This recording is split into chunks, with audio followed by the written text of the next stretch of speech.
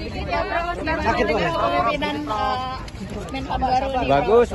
Beliau profesional, karirnya cukup untuk tahu masalah segala segi pertahanan. Dan ini adalah alma mater saya, sehingga saya datang. Alasan datang ada alasan khusus nggak Pak? Hah? Ada alasan khusus datang? Saya alumni sini kan? Alumni sini ya? Sebelumnya sudah pernah berkomunikasi dengan Menhan baru? Oh, sudah sering. Jadi yang khusus sekarang enggak. Tapi sudah sering, udah kenal lama dengan Pak. Pak Mahfud juga muncul sebelah apa ya Pak? Pasangan Mahfud sama Ganjar nggak datang kemarin Pak? Itu kan rame di medsos. Enggak, saya sudah mau datang tapi terus saya masih sakit.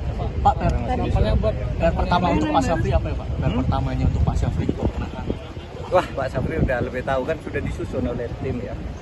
Tim pemerintahan Pak Syafri. Kira banyak lah. Berarti sosok Pak Syafri itu sosok yang tepat ya untuk melanjutkan Pak Prabowo di pemerintahan? Iyalah, pastilah dipilih oleh presiden itu pasti memenuhi syarat minimal yang dibutuhkan. Kedepannya hubungan sipil militer menurut Pak Mahfud baiknya seperti apa sih Pak? Menurut saya sipil militer ya tidak perlu dipertentangkan karena itu ada fungsi masing-masing. Militer punya fungsi sendiri untuk pertahanan, keutuhan ideologi negara kita, sedangkan sipil itu juga sama tetapi dari sudut-sudut yang lain. Pak Mahfud, kekhawatiran soal difungsi di masyarakat itu perlu dikhawatirkan nggak fungsi TNI saat ini dan ke depan? Kalau saya sih tidak pernah berpikir itu ya, sebelum belum melihat gambaran daruratnya itu. Tapi kan sudah ada Pak bahwa ajudan prajurit TNI aktif yang sekarang dijadikan menempati jabatan sipil sebagai sekretaris kabinet. Oh, sejak dulu banyak.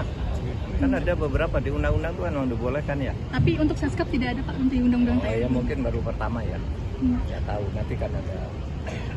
Itu biarkan bekerja dulu menurut saya. Saya kira Pak Prabowo mampu menghandle ini dengan baik. Pak, soal postingan Instagram Pak, yang Pak Yandri Pak gimana Pak? Apa itu? Yang kritikan Pak Mahfud ke Pak Yandri. Saya tidak tahu apakah itu betul.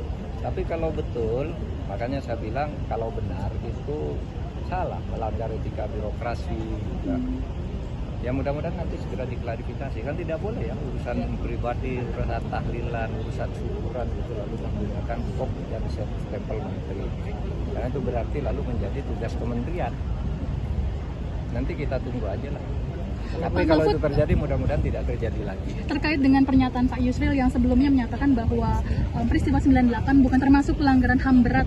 Padahal ketika di zaman Pak Mahfud memimpin tim untuk memberikan rekomendasi kepada Presiden penyelesaian pelanggaran HAM secara non-yudisial, 12 pelanggaran HAM diakui termasuk 98. Itu bagaimana Pak Mahfud? Gini, yang menurut undang-undang ya, menurut undang-undang, menurut TAP MPR, pelanggaran HAM berat itu harus diselidiki. Sesudah diselidiki ada 18 pelanggaran HAM berat. 5 sudah diadili. Ya, tapi 34 tersangkanya itu bebas semua. Jadi yang boleh menyatakan pelanggaran HAM berat itu terjadi atau tidak terjadi tentu bukan Menkumham. Yang boleh mengatakan itu hanya Komnas HAM menurut undang-undang.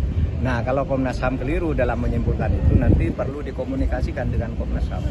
Oleh sebab itu waktu saya dulu, karena menurut undang-undang yang menentukan pelanggaran HAM berat itu adalah Komnas HAM, maka apa yang ditetapkan oleh Komnas HAM kita laksanakan seperti yang 12 yang sudah diakui oleh Presiden dan diapresiasi oleh PBB, karena itu ditetapkan oleh lembaga yang menurut undang-undang berwenang menetapkan. Sebaliknya yang dipaksakan disuruh jadikan pelanggaran HAM berat, padahal menurut Komnas HAM tidak, itu saya Menko Polhukam menganggap tidak ada. Misalnya kasus KM 50, ya kan itu didesakkan oleh Pak Amin Rais dan sebagainya supaya itu ditetapkan pelanggaran HAM berat. Saya bilang ya bilang dong Komnas HAM. Kalau Komnas HAM bilang begitu kita laksanakan. Kasus Kanjuruhan yang menewaskan 156 orang, itu kan diminta agar dijadikan kasus pelanggaran HAM berat. Saya bilang, Komnas HAM tidak bilang begitu, itu kejahatan. Beda antara pelanggaran HAM berat dan kejahatan. Kejahatan berat korbannya bisa 200 orang, pelanggaran HAM berat itu bisa 2 orang bisa. Karena yang ditentukan itu subjek pelakunya dan korbannya serta bukti-buktinya. So far mungkin Pak Yusril agak masuk akal ketika berpikir selama ini pelanggaran HAM berat itu tidak pernah bisa dibuktikan. Nah itu aja masalahnya. Oleh sebab itu kalau waktu saya tidak menutup kasus itu, tetapi ya sudah ditetapkan oleh Komnas HAM, ya akui saja. Tapi kita tidak pernah minta maaf kepada siapapun. Wah, itu kan kesalahan pemerintah yang lalu-lalu yang sudah ditindak. Gitu ya, cukup ya. Terima kasih Pak. Saat menangkap, mengumpulkan, dan mengolah peristiwa, menandatangani secara paksa oleh penyidik. kami kerahkan upaya terbaik. Ketika menyampaikan berita serta informasi, kami tak sekadar menyapa. Ada referensi, aspirasi, juga inspirasi yang menjadi misi.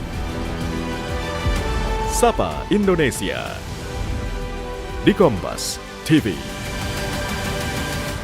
Independen, terpercaya.